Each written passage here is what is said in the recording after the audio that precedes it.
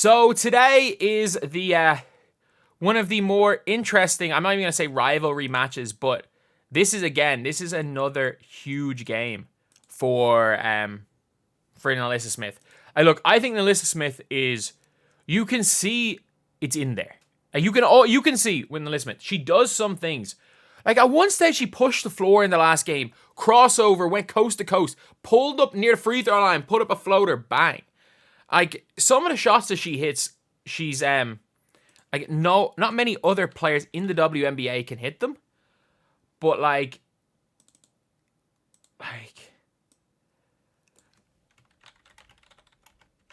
it's just it's not clicking. There's something in there. And today she's playing as a team that she has been awful against this season. And I mean this. Every single time Nalyssa Smith has faced off against her girlfriend, she has played I will say not even a barely passable. She has played like the worst player in the WNBA. And while Dejanay Carrington has stepped up to lock down Caitlin Clark 2 out of 3 times. Like if you want to look as far as game logs go, Nalyssa Smith has been horrendous. Not only that, Dejanay Carrington got into it with Erica Wheeler, and in one of the games, it was either first or second game, and she basically tried to get physical with her own teammate instead of defending her own teammate, which is that is as much of conflict of interest as I've seen. But if you want to look at game logs, like Nalyssa Smith again, she hasn't been good. 2-3-7 in the last few games, and the 7 points. Like Nalyssa Smith is 4 for 18. Like that's not good. And only one was a 2-point shot or a 3-point shot. But first game against Connecticut, 5 points. Second game against Connecticut, 3 points. Third game against Connecticut, she had 13. Oh, in fairness, she was actually all right in the first 2 games. 3 of 7, 5 of 12. It was just that last one then, where she had 2 points, 1 of 6, and looked disinterested. Oh, I thought that her points were lower. I don't know why. I thought she really underperformed these games. Oh, I was wrong. I'll admit it that I was wrong. First game, she looked okay. But to be fair, this second game against Connecticut was a really good game in general. One thing I do remember was, did Temi not immediately come into the starting lineup after this game? This was as she was playing her way out of the starting lineup, even though she was putting up decent stats. But this was the game where she came out and then stunk it up at the end of the game. That was it. It was she was doing really well. I remember it vividly. She was doing really well. Sides took her out and then did not finish that game well at all. But this is a big one because, look, it is the optics. I'll admit there that I was fully wrong with that. The optics of it are that she really underperforms against Carrington. And maybe it was just that she was so bad in that third game. That was, I will say, that last game was one of the worst ones. The worst games I'd seen from a Fever player all year. But at the same time, you just gotta play the same no matter who's on the opposite side of the floor. And again, I think her defending Dejanay over Erica Wheeler when they kind of got into it was not a great look either. But at the same time, this has got to be a big game. Nalyssa Smith, her career is almost... Her Fever career, I think, is probably going to end, and that's probably a good for both parties decision. I think it's I don't think she'll ever reach her peak in Indiana. I don't think Indiana, especially with Caitlin Clark, suits. So I think that's one of those better for both parties situation. And this game will decide even... I think if she has a bad game here, she's benched. Whether it's Dantas, whether it's Temi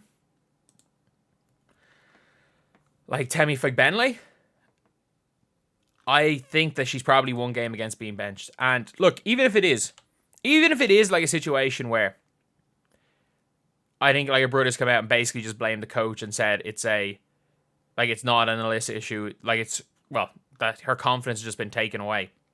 Because in fairness, look, Nalyssa Smith was brilliant. Well, not necessarily brilliant, but was great as a rookie, but very, very solid last year. Everyone thought she was going to be pushing for an All-Star this year. But since the break, she had that decent game. She had a decent game against Phoenix. 3-2-7. And like plus minus a -3 in a win, in a 20-point win, plus minus a -13 in 10 minutes in a game where you only lost by 10. And in fairness, +4 because she was on the floor with that lineup. However, there is one kind of saving grace for Nalyssa Smith, is that the team plays super well with the lineup of Caitlin Clark, Kelsey Mitchell, Lexi Hull, Nalyssa Smith, Aaliyah Boston. Doesn't matter who they're playing. That lineup, whenever they're on the floor, is super, super good. So that's going to be their starting lineup. They're not going to be playing Katie Lou Samuelson, and I hope everything's all good with Katie Lou. Like, I know we even push, like, most people have been pushing for Katie Lou to go to the bench because of how badly she's been playing, but it seems like there might be a reason for that. Might be some off-court stuff, and if it is, hopefully all's good with her. But yeah, for Smith, this is a huge one. She's got to step up, because I do think that Carrington is going to... I think she's going to do a good job on Caitlin here. I think Caitlin Clark just has really struggled with Dejanay Carrington. And I really also think Nalyssa Smith has struggled on Alyssa Thomas. Like, she's going to have a really tough matchup. Like, we saw how much she struggled on Fee Collier. But if you fair, everyone struggles on Fee. But Alyssa Thomas has been exceptional all 3 games. And in fairness, like, Caitlin Clark has been held to... I think she had 10... I won't count the last game against Connecticut as one against her. Her first game, she was not great. Like, she had 20 points, but was really not great. I thought the second game she was okay against Connecticut. Funnily enough, like, plus minus is -18, but like, I think they went on a run without her and then went ahead with her and then took her off for a bunch of minutes. It was a really weird one. But then, like, the last game she had 10, didn't shoot in the second half, -30. They were down 30 and she got benched for the rest of the game. So, like, this was a very, very weird game for Caitlin Clark. Caitlin Clark hasn't gotten the better of them.